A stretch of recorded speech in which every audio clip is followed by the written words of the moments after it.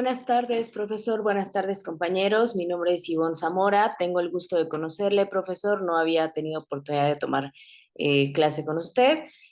Bueno, me encuentro cursando el verano 2023 de la licenciatura en Administración de Empresas de la modalidad a distancia de la Benemérita Universidad Autónoma de Puebla.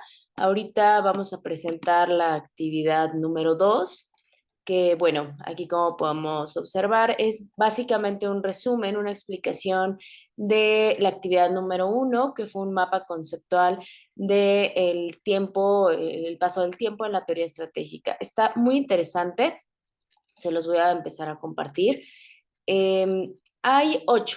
Existen 8 escuelas, 8 que forman parte de la teoría estratégica. Comenzamos con la escuela de la teoría estratégica. ¿A esta a qué se refiere? ¿Qué hace?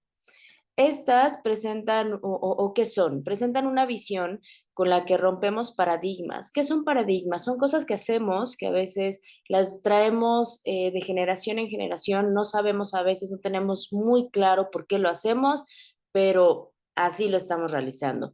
En este caso, las escuelas de la teoría estratégica rompen con esos paradigmas para mostrar una nueva visión, una nueva forma de realizar las dinámicas o los procesos que se realizan dentro de una organización.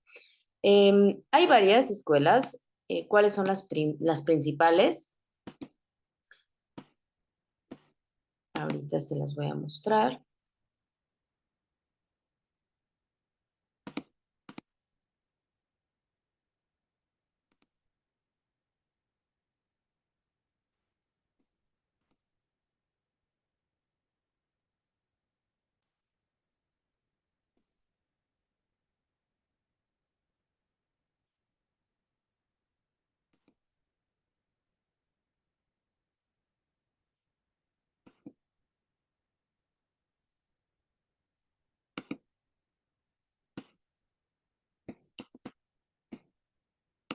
Me deja mover.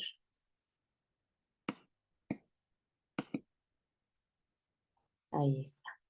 Las principales tenemos a la escuela de diseño. La escuela de diseño, bueno, plantea la estrategia desde el nivel directivo como un proceso informal y en la cual su interpretación de la relación entre el contexto y la situación interna nos la presenta la organización. Tenemos también otra escuela de planificación. Esta nos da un enunciado que las estrategias es un proceso formal, a diferencia de la de diseño, esta sí es mucho más formal. Está elaborado por un experto. Este va a formular planes y va a monitorear el desarrollo y la aplicación de dicho procedimiento. También tenemos de posicionamiento. Esta, bueno, se refiere al diseño de la organización, que centra su interés en el contenido de la estrategia más que en el proceso, más que el llevar a cabo. Tenemos también el empresarial. El líder de la organización establece el rumbo a seguir en la organización. Por primera vez en esta escuela se habla del cambio organizacional como una visión de un negocio proactivo. También tenemos el cognitivo. Este se refiere a que la estrategia se concibe como un proceso mental del líder de la organización a partir de datos de experiencia y datos históricos. También tenemos aprendizaje. En este, el aprendizaje organizacional es el punto central del diseño de las estrategias que va a llevar a cabo la empresa. Y por último, tenemos el de configuración. Este se refiere a que concibe a la estrategia como un proceso de transformación desde la dirección hasta, bueno, desde los directivos hasta toda la organización, todos los diferentes niveles que conforman dicha organización. También tenemos dentro de la teoría estratégica la dirección estratégica y el diseño organizacional. ¿A qué se refiere con esto? Esto es el proceso continuo que requiere, ¿qué se requiere para realizar esto? Se requiere de líderes visionarios, proactivos, reactivos, en cuanto a que puedan definir el rumbo de la organización a través, perdón, de estrategias integrales para hacer frente a los retos de incertidumbre que el mercado nos pueda proporcionar. ¿Para qué sirve? Esto nos sirve para definir de manera clara y objetiva el concepto del negocio, qué es lo que vamos a hacer, cómo lo vamos a realizar. También nos ayuda a definir los objetivos y nuestras ventajas competitivas, a diferencia o con una comparación con respecto a nuestros competidores. También establece que una organización debe ser estable, competitiva y rentable, con un plan definido para lograr un alcance y una estructura orgánica que indica los niveles de autoridad, responsabilidad y las tareas. También tenemos el entorno estratégico. ¿A qué se refiere? Eso se refiere a que básicamente es un punto de partida para la planeación estratégica, muy importante, ya que se basa en los métodos de perspectiva, prospectiva, para diseñar escenarios aproximados a la realidad, para que con base a esto nosotros podamos actuar. ¿Cuáles son sus herramientas? Tiene varias herramientas este entorno estratégico. Sin embargo, a tono muy propio, la que considero más importante es el análisis PESTEL. ¿A qué se refiere? Esto vamos a, como dice la explicación, vamos a analizar, vamos a estudiar muy detalladamente los comportamientos y los factores políticos, económicos, socioculturales y tecnológicos del contexto empresarial. A este análisis también se le incorporan factores ecológicos y legales. Es una herramienta que tiene muchísima utilidad. También tenemos el pensamiento estratégico. ¿Para qué nos sirve ese pensamiento?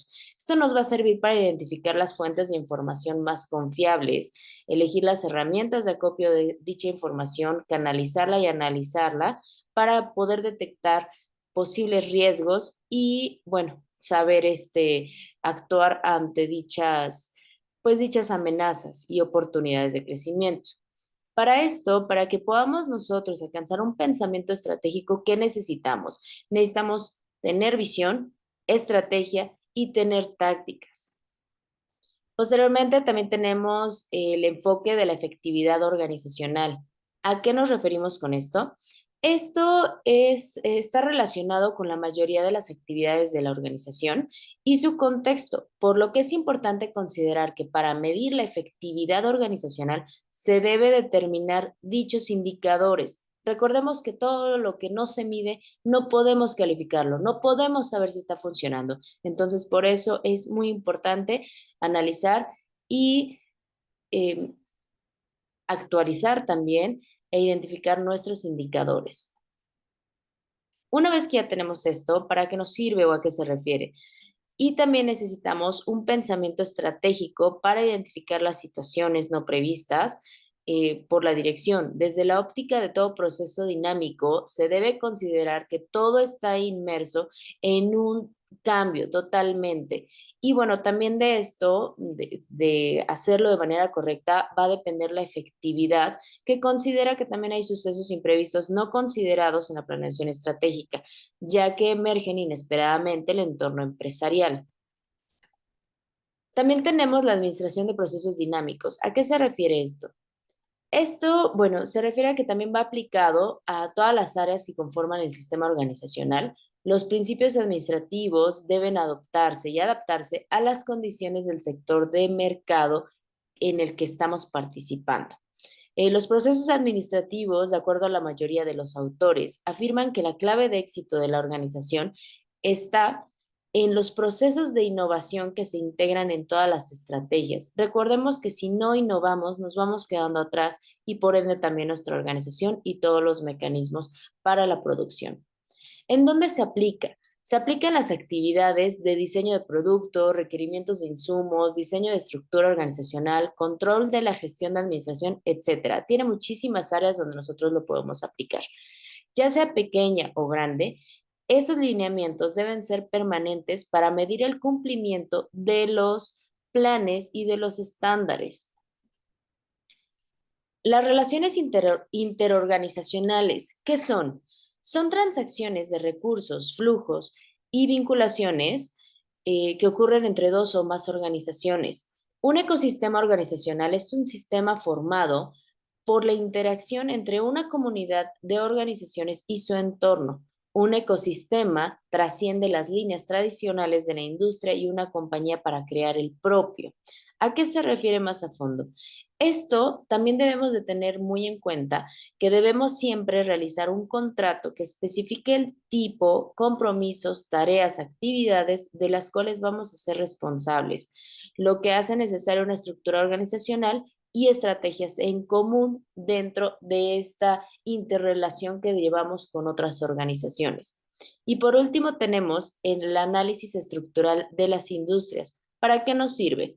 Esto nos va a arrojar una información útil de las características, posicionamiento del sector industrial que se analiza, como las fuerzas competitivas y las amenazas. Esto va a ser punto clave para que nosotros, como futuros administradores, sepamos guiar a nuestra empresa para poder convertirla en una empresa solvente y exitosa. ¿Cómo se aplica?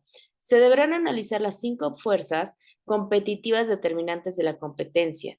Estas son muy importantes, las cuales son el poder de negociación que tiene los compradores, el poder de negociación de nuestros clientes, las amenazas de nuestros competidores entrantes, amenaza de productos sustitutos y la rivalidad entre los competidores. Esto es un pequeño resumen de la teoría estratégica, profesor, y bueno, esperando que la información sea de su utilidad, se despide de usted su servidora Ivonne Zamora Flores. Hasta luego.